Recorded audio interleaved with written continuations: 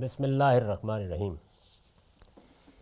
عن ابی ایوب ان اعرابیا عرض لرسول اللہ صلی اللہ علیہ وسلم بین عرفہ والمزدلفہ فاخذ بختام ناقتہ او بزمامہا ثم قال یا رسول اللہ او یا محمد اخبرنی بما یقربنی من الجنہ وما یباعدنی من النار فقال القوم ما لہ فقال رسول اللہ صلی اللہ علیہ وسلم عرب ما لہ فکف النبی ثم نظر فی اصحابہ ثم قال لقد وفق او لقد ہدی قال کیف قلت قال فعاد فقال النبی صلی اللہ علیہ وسلم واللہ لئن کنت اوجزت المسئلہ لقد عزمت او اطولت تعبد اللہ لا تشرک به شیئا وتقیم الصلاۃ المکتوبہ وتؤتی الزکاۃ المفروضہ وتصوم رمضان وتحج البیت وتصل الرحم وتحب للناس ما تحب لنفسک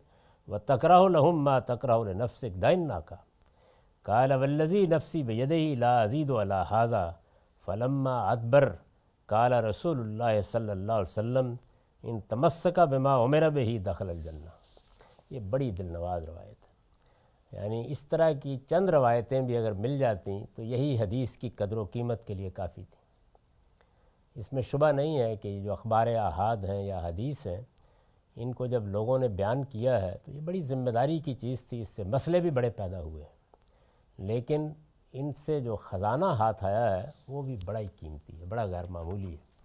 تو یہ سنیے کہ اس روایت میں رسول اللہ، آپ کی شخصیت، آپ کا بات کرنے کا انداز، لوگوں کے ساتھ معاملہ، دین کو بیان کرنے کا اعجاز کیسے سامنے آتا ہے۔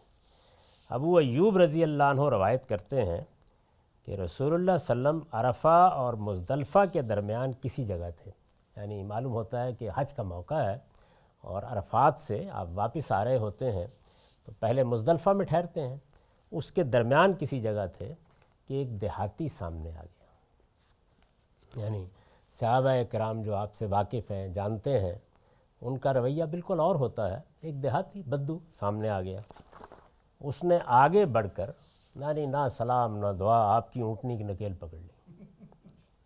جو انداز ہوتا ہے بدو لوگوں کا، اونٹنی کی نکیل پکڑ لی۔ پھر عرض کیا اے اللہ کے رسول، یا عرض کیا ہے محمد، یعنی راوی کو شبہ ہے کہ یا رسول اللہ کہا تھا یا محمد کہا تھا۔ یہ عام طور پہ بدوؤں میں زیادہ اہتمام نہیں ہوتا، عربوں کے ہاں ویسے یہ روایت ہے کہ آپ کسی بڑی شخصیت کو بلاتے ہیں تو آپ لقب سے بلاتے ہیں یا کنیت سے بلاتے ہیں۔ یہ بھی ملحوظ رہے کہ رسول اللہ صلی اللہ علیہ وسلم کا نام محمد نہیں ہے، آپ کا نام احمد ہے، آپ کا لقب محمد ہے، آپ کی کنیت ابو القاسم ہے، پورا نام ہے ابو القاسم محمد احمد، یعنی یہ پورا نام ہے۔ یہی وجہ ہے کہ جب وہاں لوگ دیکھتے ہیں کہ قرآن مجید سورہ صف میں یہ کہتا ہے کہ سیدنا مسیح نے احمد کہہ کے آپ کا ذکر کیا تھا، تو وہی ہونا چاہیے تھا، اس لیے کہ نام لیا تھا انہوں نے، ماں کا رکھا ہوا نام، لقب نہیں بیان کیا تھا۔ آگے بڑھ کر آپ کی اونٹنی کی نکیل پکڑ لی، پھر عرض کیا اللہ کے رسول، یا عرض کیا ہے محمد، مجھے بس وہ چیز بتائیے جو مجھے جنت سے قریب اور جہنم سے دور کر دے۔ یعنی میں کوئی بڑے لمبے چوڑے خطبے سننے کے لیے نہیں آیا، سیدھی سادھی بات بتائیں مجھے، بس جنت کے قریب ہو جاؤں اور جہنم سے دور ہو جاؤں۔ آپ کی سواری اس طرح روک لینے پر لوگوں کو تعجب ہوا، یعنی ظاہر ہے کہ بالکل ہی جیسے اجڑ لوگوں کا انداز ہوتا ہے، سواری روک لی انہوں نے۔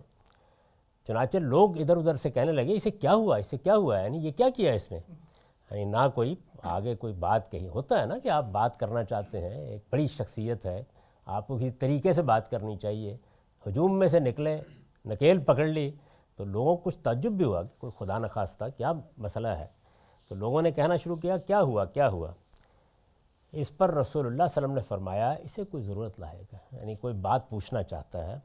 پھر آپ نے سواری روک لی اور اس کی بات سنی، یعنی یہ جو بات اس نے کہی تھی یہ راوی نے تو سنی ہے، حضور نے ابھی پوری نہیں سنی تھی کہ کیا کہہ رہا ہے، تو آپ نے اپنی سواری روکی اور اس کی بات سنی۔ پھر اپنے صحابہ کی طرف دیکھا اور فرمایا اسے توفیق ارزانی ہوئی، یعنی کیا بات پوچھی ہے اس نے، یہ بڑی داد دی ہے حضور نے۔ پوچھنے کی بات یہی تھی اصل میں کہ وہ چیز بتا دیں مجھے، میں اسی لیے تو آیا ہوں یہ لوگوں کو بتا دوں کہ جنت کے قریب ہونے کا راستہ کیا ہے، جہنم سے بچنے کا راستہ کیا ہے۔ اسے توفیق ارزانی ہوئی ہے، یعنی خدا نے خاص کرم فرمایا ہے اس کے اوپر کہ یہ سوال اس کی زبان سے نکلا ہے، یا فرمایا اسے ہدایت نصیب ہوئی ہے، یہ دین کے بارے میں پوچھنا چاہتا ہے۔ تو اس لیے لوگوں کو آپ نے روکا، وہ تھوڑا ہجوم کر رہے تھے۔ آپ نے اس سے کہا تم نے ابھی کیا کہا تھا؟ اب آپ یہ چاہتے ہیں کہ بات تو سن لی ہے، لوگ بھی سنیں اس کی بات کہ اس نے کتنا اہم، کتنا بنیادی معاملہ سامنے رکھا ہے، کیونکہ آپ کی ساری دعوت کا ہدف وہی ہے۔ جیسے بھی پوچھا اس نے، یعنی اسلوب کیا ہے، طریقہ کیا ہے، تو آپ نے فرمایا کہ بھائی ذرا پھر بیان کرو۔ راوی کا بیان ہے کہ اس نے اپنی بات دہرائی، تو نبی صلی اللہ علیہ وسلم نے اس کے جواب میں فرمایا بخدا تمہارا سوال اگرچہ مختصر ہے لیکن بات بہت بڑی پوچھ لی ہے تم نے، یعنی اس کو مزید واضح کیا کہ کیا بات پوچھی ہے۔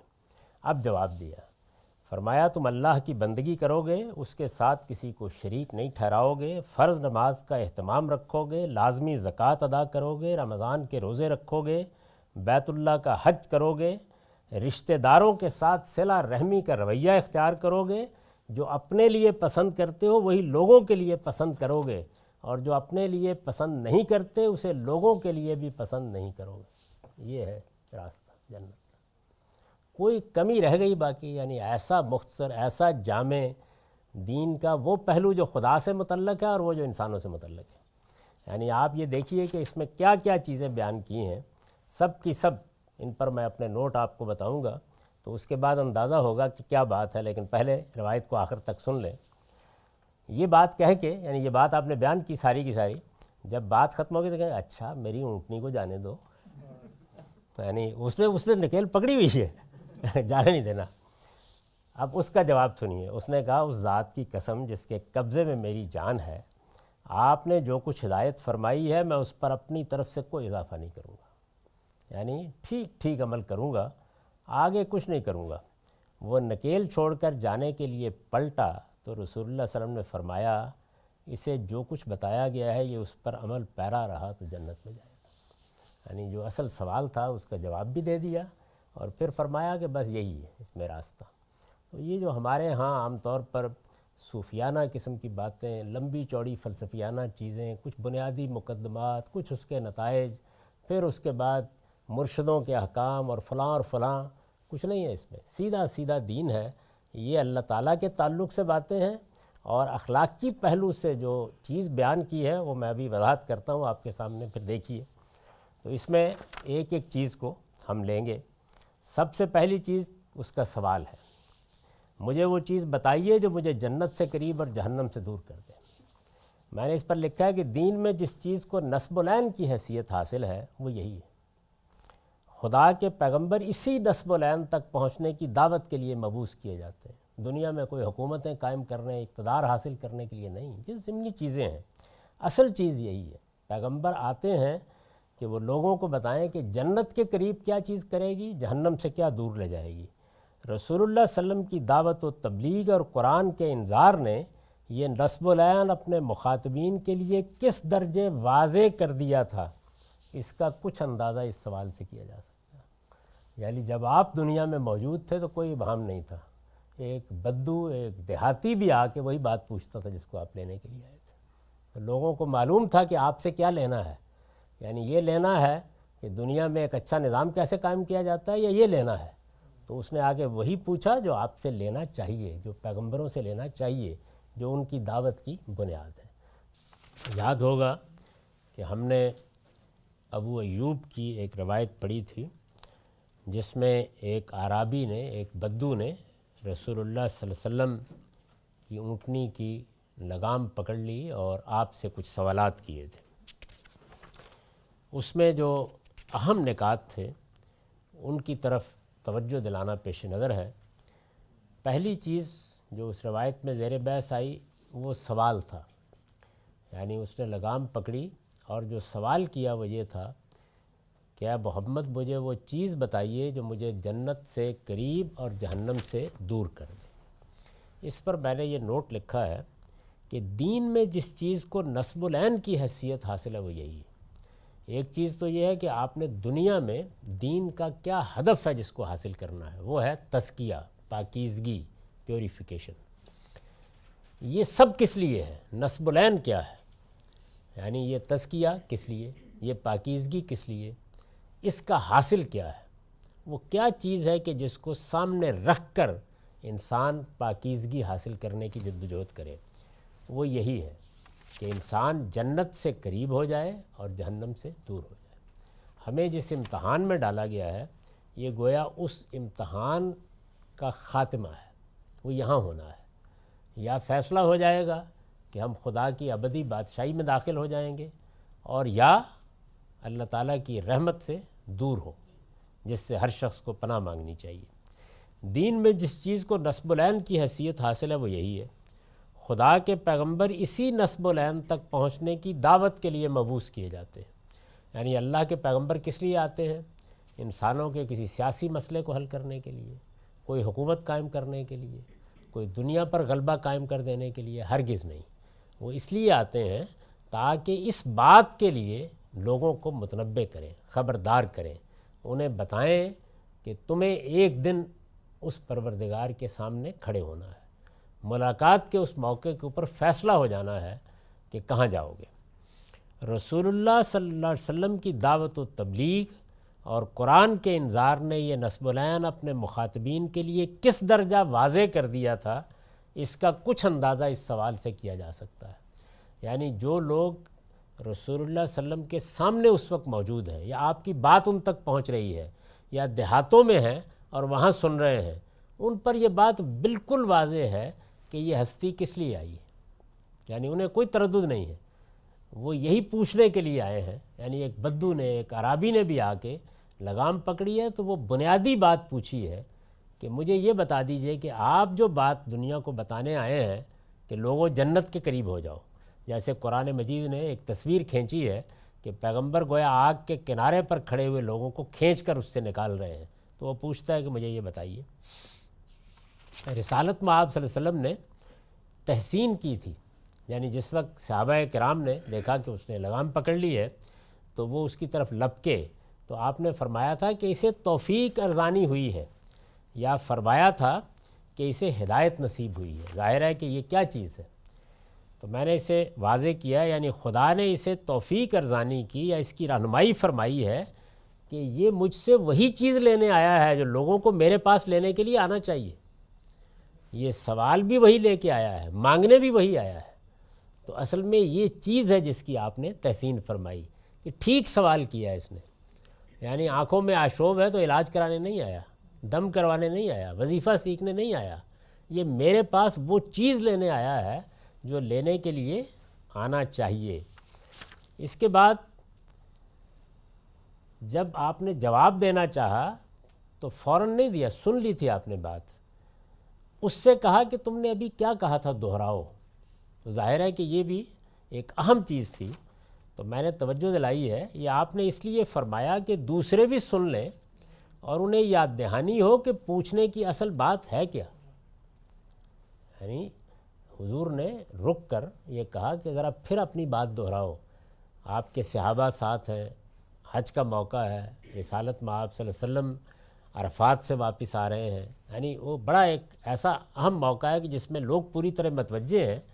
تو آپ نے اس کو کہا کہ تم اس بات کو دہراؤ. اس کے بعد آپ نے وہ چیزیں بیان کی جو ہر آدمی جانتا ہے. یعنی نماز کا اہتمام رکھو گے، زکوٰۃ ادا کرو گے، رمضان کے روزے رکھو گے، بیت اللہ کے حج کرو گے، اور اس کے ساتھ فرمایا کہ رشتہ داروں کے ساتھ صلہ رحمی کا رویہ اختیار کرو گے. قرآن مجید کو اگر آپ دیکھیے تو اس نے جس جگہ بنیادی چیزیں بیان کی ہیں خیر و شر کی، تو کیا کہا ہے؟ ان اللہ یامر بالعدل والاحسان و ایتاء ذی القربہ. یعنی اللہ تمہیں انصاف کرنے کی ہدایت کرتا ہے، احسان کا رویہ اختیار کرنے کی ہدایت کرتا ہے، اور رشتہ داروں کا حق ادا کرنے کی. یعنی جو اللہ نے تمہیں دیا ہے، جو نعمتیں تمہارے پاس ہیں، وہ ان تک پہنچاؤ. یعنی ان کا حق پہچانو گے اور ان کے ساتھ حسن سلوک کرو گے. یہ گویا دین کی بنیادی باتوں میں سے ایک بات ہے جس کا حضور نے خاص طور پر ذکر کیا جب اس نے مختصر بات پوچھی ہے. اس کے بعد اخلاقیات کا اصول آپ نے بیان فرمایا، وہ کیا تھا؟ وہی لوگوں کے لیے پسند کرو گے اور جو اپنے لیے پسند نہیں کرتے اسے لوگوں کے لیے بھی پسند نہیں کرو گے، یعنی جو پسند کرتے ہو اپنے لیے وہی لوگوں کے لیے پسند کرو گے، جو اپنے لیے پسند نہیں کرتے لوگوں کے لیے بھی پسند نہیں کرو گے۔ میں نے لکھا ہے یہ جامع ترین تعبیر ہے جس نے تمام اخلاقیات کا احاطہ کر لیا ہے، یعنی اگر آپ نے اخلاقیات کو بیان کرنا ہے تو یہ ایک جملہ کافی ہے۔